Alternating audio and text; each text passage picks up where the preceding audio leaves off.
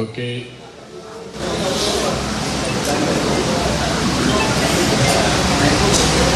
अस्सलाम वालेकुम। आप सबको రంజాన్ ముబారక్। చాలా సంతోషం, నిడదవోల్లో ఈరోజు మనందరం కలిసి రంజాన్ వేడుకల్లో పార్టిసిపేట్ చేయడం, అదే మాదిరిగా ఈద్ ముబారక్ కింద మీరందరూ కూడా ఈద్ సెలబ్రేట్ చేసుకోవడం చాలా ఆనందంగా ఉంది, చాలా సంతోషంగా ఉంది. ఈరోజు మనందరం ఒకసారి ఆలోచిస్తే క్రమశిక్షణ, దాతృత్వం, ధార్మిక చింతనల కలయికే రంజాన్ మాసం. పేదలకు సహాయం చేయాలి, పరులకు ఉపకారం చేయడం కోసం చాలా స్పష్టంగా రంజాన్లో ఉంది. అందుకే ప్రతిరోజు ఈ నెలంతా కూడా ఎవరైతే ఎక్కువ దానాలు చేస్తారో వాళ్ళకి ఎక్కువ మోక్షం వస్తుందని కూడా రంజాన్ చాలా స్పష్టంగా చెప్తుంది. కఠోరమైనటువంటి క్రమశిక్షణతో సూర్యుడు ఉదయించమునిపై మీరు భోంచేసి మళ్ళా అస్తమించే వరకు మంచి నీళ్లు కూడా తాగకుండా మీరు దీక్ష చేస్తారు. అది ఒక బ్రహ్మాండమైనటువంటి అనుభవం కూడా, అనుభూతి కూడా. అలాంటి మీరు ఈ మాసంలో అల్లాను ప్రార్థించారు, న్యాయం జరగాలని, ధర్మాన్ని పరిరక్షించాలని, సకల జనులకు లాభం జరగాలని మీరు నెలంతా కూడా ప్రార్థనలు చేశారు. మీ ప్రార్థనలు మీ కుటుంబానికి, రాష్ట్రానికి, దేశానికి, ప్రపంచానికి లాభం జరగాలని మనస్ఫూర్తిగా ఆకాంక్షిస్తున్నా. మీ ప్రార్థనలు జయప్రదం కావాలని మరొకసారి మనస్ఫూర్తిగా దేవుణ్ణి కోరుకుంటున్నాను. ఈరోజు మీరు చూస్తే ఏది చేసినా కూడా మనము, మన కుటుంబం, సమాజం ఆనందంగా ఉండాలి. ఈరోజు మైనారిటీ సోదరులు ఉన్నారు. ఒక్కసారి మీరందరూ కూడా ఆలోచించుకోవాల్సిన అవసరం ఉంది. ఏ ప్రభుత్వం మీకు న్యాయం చేసింది, ఏ పార్టీ మీకు న్యాయం చేసింది, ఏ పార్టీ హయాంలో మీకు పనులు జరగలేదో రెండు విషయాలు కూడా మీరు వేరే చేసుకొని ముందుకు పోవాల్సిన అవసరం ఉంది.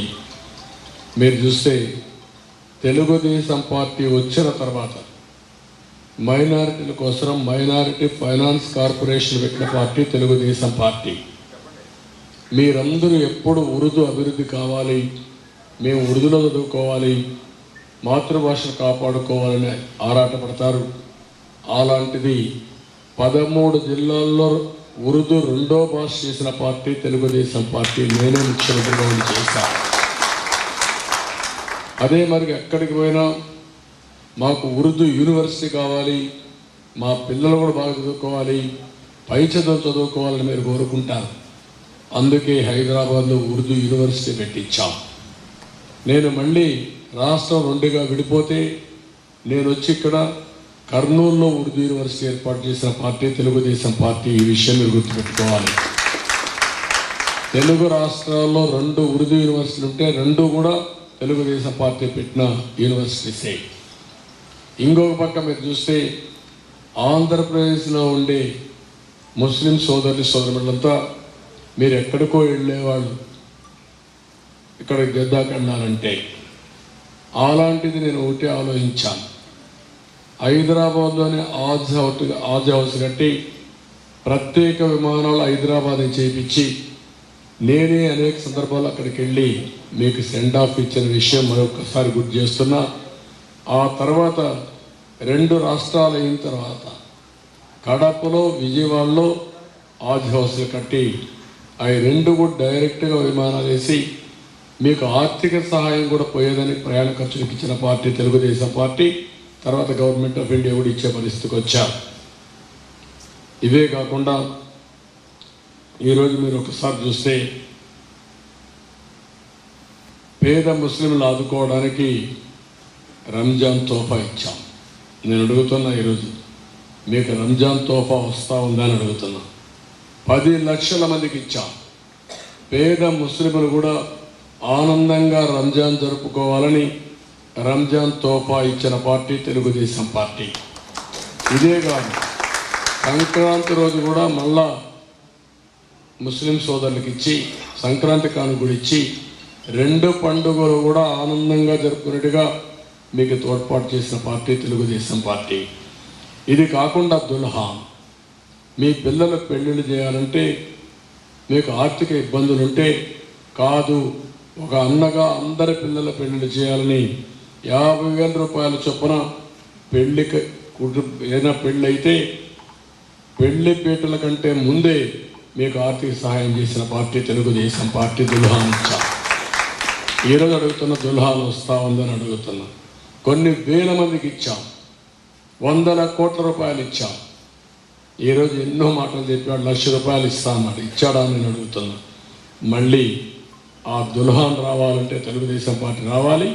తప్పకుండా ఈసారి 1,00,000 రూపాయల చొప్పున దుల్హాన్కి డబ్బులు ఇచ్చి అందరి పిల్లల పెళ్లిళ్ళు చేసే కార్యక్రమానికి శ్రీకారం చుడతాం.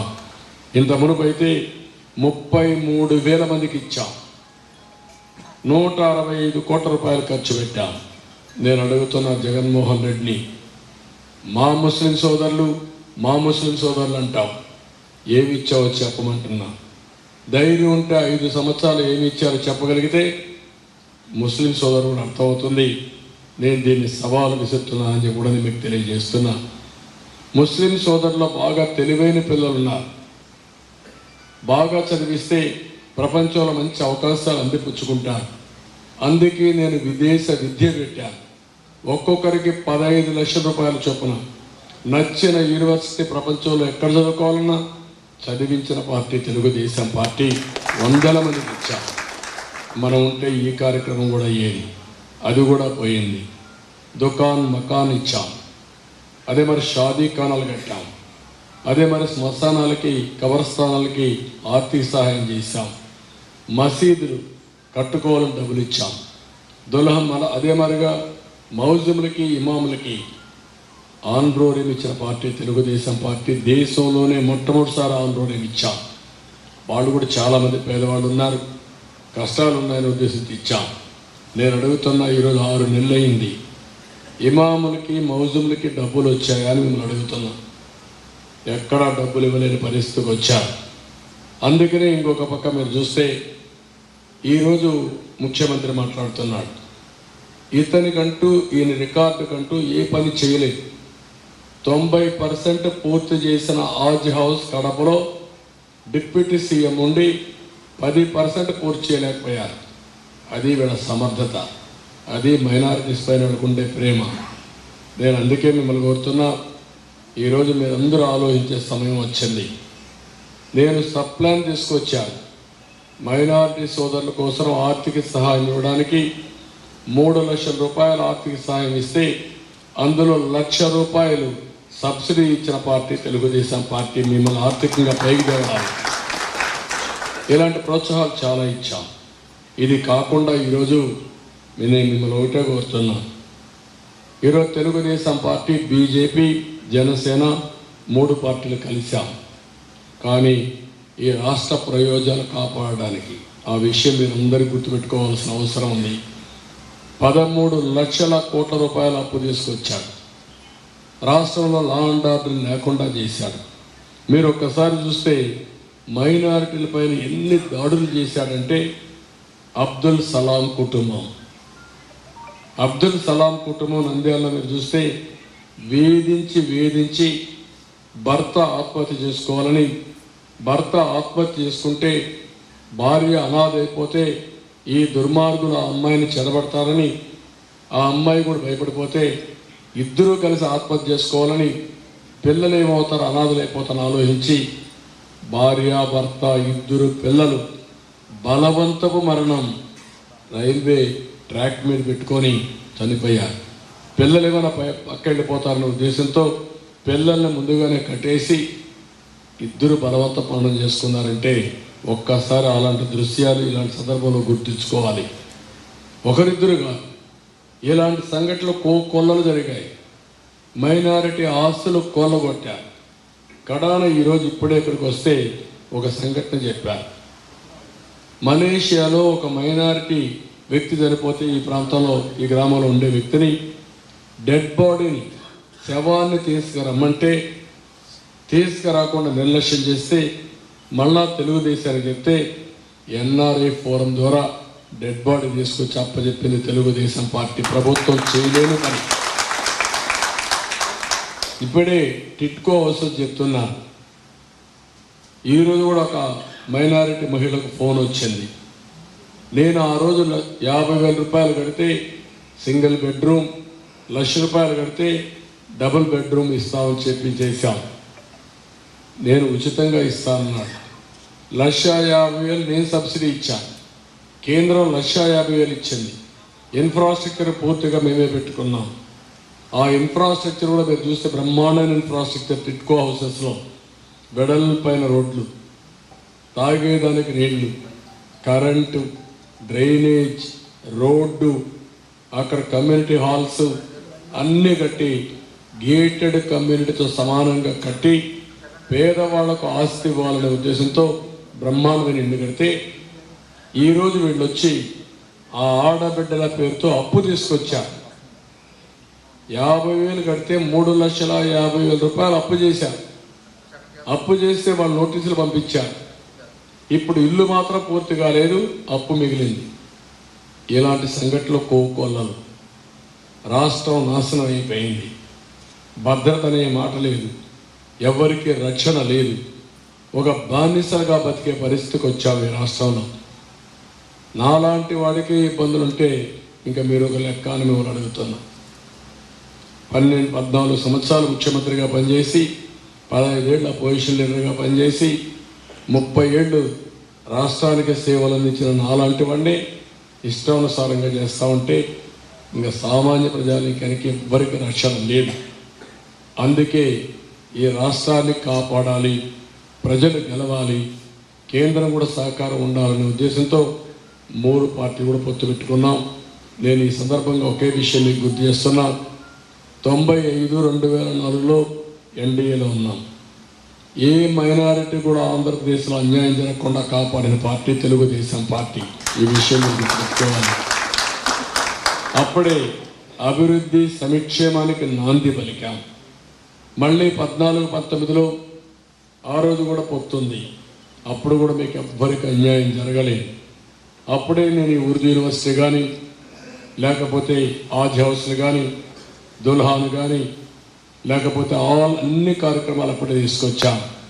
నేను ఒకటే చెప్తున్నా, ఇతను కావాలని మత విద్వేషాలు రెచ్చగొట్టడానికి ఒక దొంగ మారిగా వెయిట్ చేస్తున్నాడు జగన్మోహన్ రెడ్డి.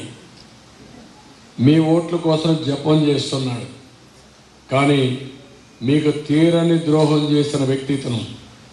2014-19లో 4% రిజర్వేషన్లు కాపాడడానికి నేనే అడ్వకేట్లు పెట్టి సుప్రీంకోర్టులో వాదించి అది కాపాడుకుంటూ వచ్చాం. భవిష్యత్తులో కూడా మీ రిజర్వేషన్లో 4% కాపాడే బాధ్యత మాదని మీ అందరికీ ఆనందిస్తున్నాను. రెండోది మీరు చూస్తే ఈరోజు సిఏఏ, సిటిజన్షిప్ అమెండ్మెంట్ యాక్ట్ ఎవరు సపోర్ట్ చేశారు? అది చేసింది జగన్మోహన్ రెడ్డి. పార్లమెంట్లో రికార్డులో ఉంది. వీళ్ళు సమర్థించి సపోర్ట్ చేశారు. అలాంటి వ్యక్తి ఇప్పుడు నెపం లేకపోతే ఏదో ఒక విధంగా మిమ్మల్ని రెచ్చగొట్టాలని ప్రయత్నం చేస్తున్నాడు. నేను ఒకటే మీకు అందరికీ హామీ ఇస్తున్నా, మీకు అండగా ఉంటాం. మీ సెక్యూరిటీకి కానీ, మీ భవిష్యత్తుకు కానీ, మీ సాధికారతకు కానీ అన్నిటికి కూడా మేము అండగా ఉంటే అన్నీ చేస్తామని చెప్పి తెలియజేసుకుంటూ మరొకసారి అందరికీ ఈద్ ముబారక్, రంజాన్ శుభాకాంక్షలు. ధన్యవాదాలు, మనస్ఫూర్తిగా అభినందనలు.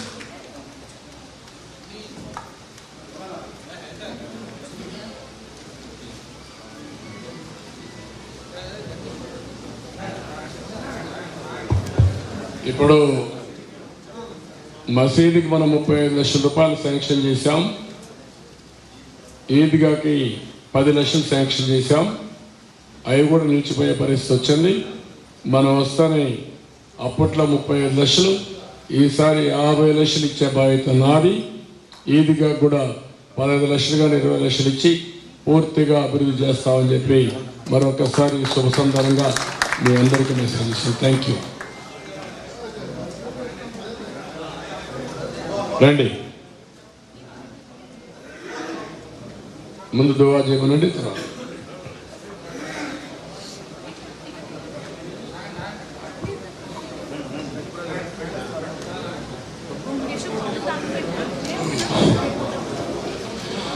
اللهم ربنا تقبل منا إنك أنت السميع العليم وتب علينا إنك أنت التواب الرحيم رب اجعلني مقيم الصلاة ومن ذريتي ربنا وتقبل دعاء ربنا اغفر لي ولوالدي وللمؤمنين يوم يقوم الحساب اللهم ربنا ظلمنا أنفسنا وإن لم تغفر لنا وترحمنا لنكونن من الخاسرين اے اللہ اس माह ईद उल मुबारक के दिन आज हर मोमिन मुसलमान नमाज ईद पढ़ी है। अल्लाह इस ईद नमाज तेरे बारगाह में कबूल फरमा।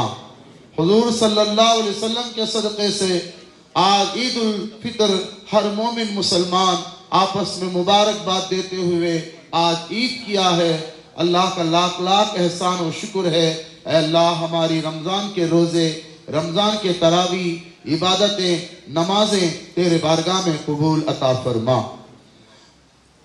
अल्लाह हुजूर सल्लल्लाहु अलैहि वसल्लम के सदक़े से जनाब हमारे सीएम साहब नारा चंद्रबाबू नायडू गारू आज इलेक्शन में जो कुछ भी आज वो मुख्यमंत्री सीएम होने की तौफीक अता फरमा और ज़्यादा से ज़्यादा इलेक्शन में हर मोमिन माइनॉरिटी हो कहीं भी हो अल्लाह उनको अच्छे से अच्छा जिताने की कोशिश करने की तौफीक अता फरमा और तेलुगुदेशम पार्टी और अच्छे से अच्छा ज़्यादा से 170 सीट एमएलए के सीट आने की तौफीक अता फरमा और हर मस्जिद के मुतवल्ली और निर्दोल के हर मस्जिद के मुतवल्ली और हर मस्जिद के सदरात और जितने भी लोग हैं हर मोमिन मुसलमान सीएम चंद्रबाबू नायडू गारी के लिए दुआ करते हैं। उनको सेहत अता फरमा, तंदुरुस्ती अता फरमा और हर मुश्किलात को दूर फरमा, उनके हर तकलीफों को दूर फरमा और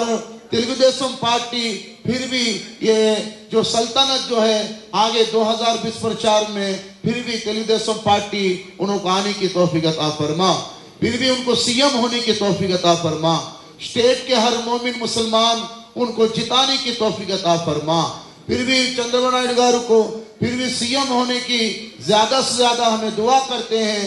उनको अच्छे से अच्छा मुख्यमंत्री और सीएम का सीट उनको तौफीक अता फरमा, हमारी दुआ को कबूल अता फरमा। इन्नल्लाह व मलाइकतहु युसल्लूना अलन नबी या अय्युहल्लज़ीना आमनू सल्लू अलैहि व सल्लिमू तस्लीमा।